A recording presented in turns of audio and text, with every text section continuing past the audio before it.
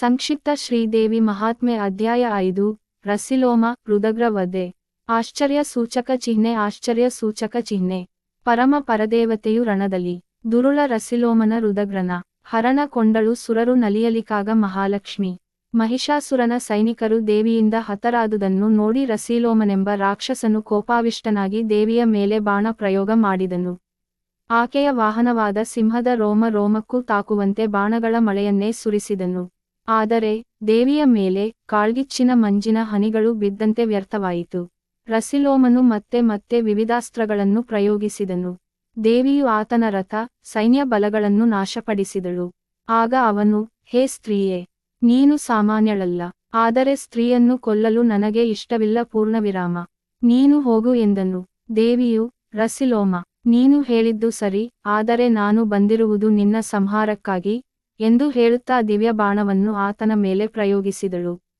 ಹಸಿಲೋಮನ ಕವಚ ಆಯುಧಗಳು ನಾಶವಾದವು. ದೇವತೆಗಳು ಭೀಕರ ಶಬ್ದದಿಂದ ನಡುಗಿದರು. ಪೂರ್ಣವಿರಾಮ. ಪರ್ವತಗಳು ಅಲುಗಾಡಿದವು. ಸಿಡಿಲಿನಂತೆ ಬಂದ ಅವನ ಗದೆಯನ್ನು ದೇವಿಯು ತುಂಡರಿಸಿದಳು. ದೇವಿಯು ತನ್ನ ಶೂಲದಿಂದ ಆತನ ಬಾಣ ಗದೆಗಳನ್ನು ಚೂರು ಚೂರು ಮಾಡಿದಳು. ರಸಿಲೋಮನು ಮೂರ್ಛಿತನಾದನು. ಮತ್ತೆ ಎದ್ದು ಮಹಾಶಕ್ತ್ಯಾಯುಧ ಪ್ರಯೋಗಿಸಿದನು. ಎಲ್ಲಾ ಕಡೆಯೂ ಹೊಗೆ ಆವರಿಸಿತು. ನದಿಗಳು ಬತ್ತಿದಂತಾಯಿತು. ಆಗ ದೇವಿಯು ಅದನ್ನು ತಡೆದು ಅದೇ ಶಕ್ತ್ಯಾಯುಧದಿಂದ ಅವನ ಎದೆಗೆ ಘಾತಿಸಿ ಹೊಡೆದಳು. ಅದು ರಸಿಲೋಮನ ಎದೆಯನ್ನು ಕೊರೆದು ದೇವಿಯ ಕೊರಳ ಹಾರದ ಪದಕವಾಗಿ ಬಂದು ಸೇರಿತು. ಈ ರೀತಿ ರಸಿಲೋಮನು ಮೃತನಾದನು. ದೇವತೆಗಳಿಗೆ ಸಂತೋಷವಾಯಿತು. ರಸಿಲೋಮನ ವಧೆಯ ನಂತರ ಇನ್ನೊಬ್ಬ ರಕ್ಕಸನಾದ ರುದಗ್ರನು ಭಯಂಕರವಾದ ಧನುಸ್ಸನ್ನು ಹಿಡಿದು ದೇವಿಯ ಮೇಲೆ ತೀಕ್ಷ್ಣವಾದ ಬಾಣಪ್ರಯೋಗ ಮಾಡಿದನು. ಎಲ್ಲಾ ಕಡೆ ಮಳೆಯ ಮೋಡದಂತೆ ಬಾಣಗಳು ಮುಸುಕಿದವು. ದೇವಿಯು ಮೇಘಾಸ್ತ್ರದಿಂದ ಅದನ್ನು ನಿವಾರಿಸಿ ಸಿಡಿಲಿನಂತೆ ಬಲಯುತವಾದ ಬಾಣಗಳನ್ನು ಪ್ರಯೋಗಿಸಿದಳು. ರುದಗ್ರನಿಗೆ ಒಬ್ಬ ಸ್ತ್ರೀಗೆ ಇಷ್ಟೊಂದು ಪ್ರತಾಪವೇ ಎಂದು ಆಶ್ಚರ್ಯವಾಯಿತು. ಹರಿಹರ ಬ್ರಹ್ಮಾದಿಗಳೇ, ನಮ್ಮ ಬಾಣಗಳನ್ನೆದುರಿಸಲು ಸಾಧ್ಯವಿಲ್ಲವಾದಾಗ ಈಕೆ ಯಾರು ಎಂದುಕೊಂಡು ಬೆರಗಾಗಿ ಕೇಳಿದ.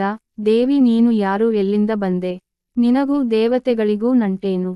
ದೇವಿಯು ನಸುನಕ್ಕು, ರುದಗ್ರ, ನಾನು ಕಾಲವನ್ನೇ ಮೀರಿದ ನಿತ್ಯ ಶಕ್ತಿಯಾಗಿದ್ದೇನೆ. ನನ್ನ ಹೆಸರು ಮಹಾಲಕ್ಷ್ಮಿ. ದೇವತೆಗಳೆಲ್ಲರೂ ನನ್ನ ಮಕ್ಕಳು. ನಿಮ್ಮ ಉಪದ್ರವವನ್ನು ಸಹಿಸಲಾರದೆ ಅವರೆಲ್ಲರೂ ನನ್ನನ್ನು ಇಲ್ಲಿಗೆ ಮಹಿಷಾಸುರನ ವಂಶನಾಶಕ್ಕಾಗಿ ಪ್ರಾರ್ಥಿಸಿ ಕಳಿಸಿದ್ದಾರೆ ಎಂದು ಹೇಳಿದಳು. ರುದಗ್ರನು, ಈ 3 ಲೋಕಗಳಿಗೂ ಮಹಿಷಾಸುರನಲ್ಲದೆ ಬೇರೆ ಯಾರು? ಆ ದೇವತೆಗಳನ್ನು ಬಿಟ್ಟು ನೀನೊಬ್ಬಳೇ ಬಂದೆಯಾ ಎಂದು ನುಡಿದು ದೇವಿಯ ಮೇಲೆ ಅಸ್ತ್ರ ಪ್ರಯೋಗವನ್ನು ಮಾಡಿದನು. ದೇವಿಯು ಅವನ ರಥ ಸಾರಥಿ ಆಯುಧ ಸೈನ್ಯಗಳನ್ನು ನಾಶಪಡಿಸಿದಳು. ರುದಗ್ರನು ಆಗ ಶೂಲವನ್ನು ಎತ್ತಿದನು.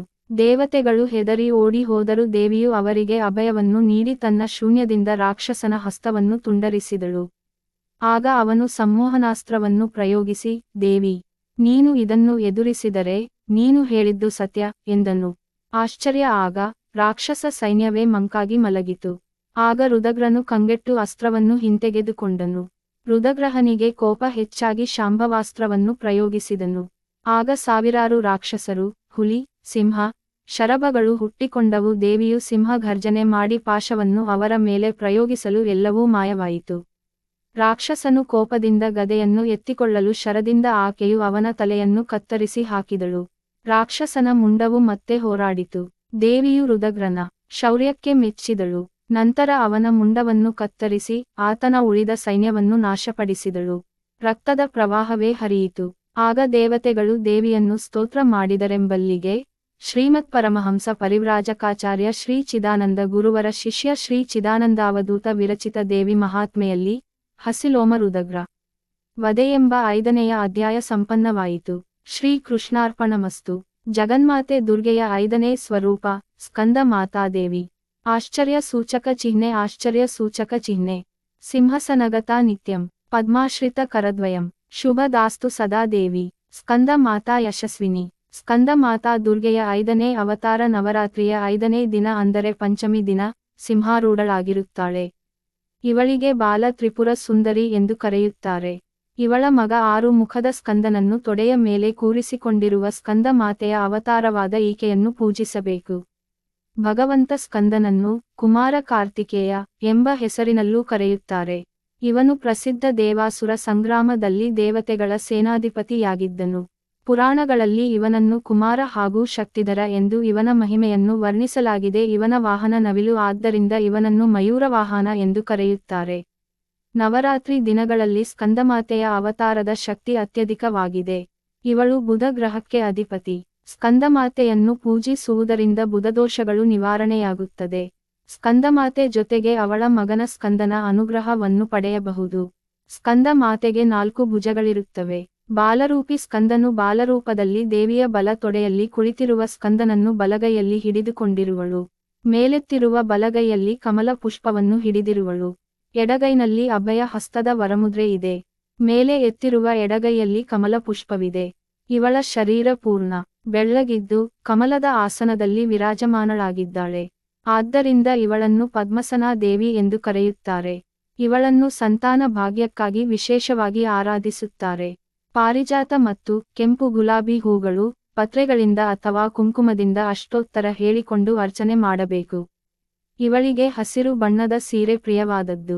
ಪ್ರಸಾದಕ್ಕೆ ಬೇಳೆ ಹೂರ್ಣದಿಂದ ಮಾಡಿದ ಕರಿಗಡಬು ಮತ್ತು ಕಾಯಿ ಸಾಸಿವೆ ಚಿತ್ರಾನ್ನ ಅಥವಾ ಪುಳಿಯೋಗರೆ ನೈವೇದ್ಯ ಮಾಡಬೇಕು. ಬಾಳೆಹಣ್ಣು ಪ್ರಿಯವಾದದ್ದು. ನವರಾತ್ರಿಯ 5ನೇ ಪಂಚಮಿ ದಿನ ಇವಳನ್ನು ವಿಶೇಷವಾಗಿ ಆರಾಧಿಸುತ್ತಾರೆ. ಈ ಪೂಜೆಗೆ ಬಹಳ ಮಹತ್ವವಿದೆ. ಉಪಾದಿಸುವ ಸಾಧಕನ ಮನಸ್ಸು ವಿಶುದ್ಧ ಚಕ್ರದಲ್ಲಿ ನೆಲೆ ನಿಲ್ಲುತ್ತದೆ. ಆ ಸಮಯದಲ್ಲಿ ಇವನು ಚೈತನ್ಯ ಸ್ವರೂಪ ದತ್ತ ಮುಂದುವರೆಯುತ್ತಾನೆ. ಲೌಕಿಕ ಸಂಸಾರದ ಮಾಯಾ ಬಂಧನಗಳಿಂದ ಮನಸ್ಸು ಮುಕ್ತರಾಗಿ ಪದ್ಮಾಸನ ಸ್ಕಂದಮಾತೆಯ ಸ್ವರೂಪದಲ್ಲಿ ತಲ್ಲೀನನಾಗುತ್ತಾನೆ. ಏಕಾಗ್ರತೆಯ ಈ ಉಪಾಸನೆಯಿಂದ ಭಕ್ತನ ಎಲ್ಲ ಇಚ್ಛೆಗಳು ಪೂರ್ಣವಾಗುತ್ತದೆ.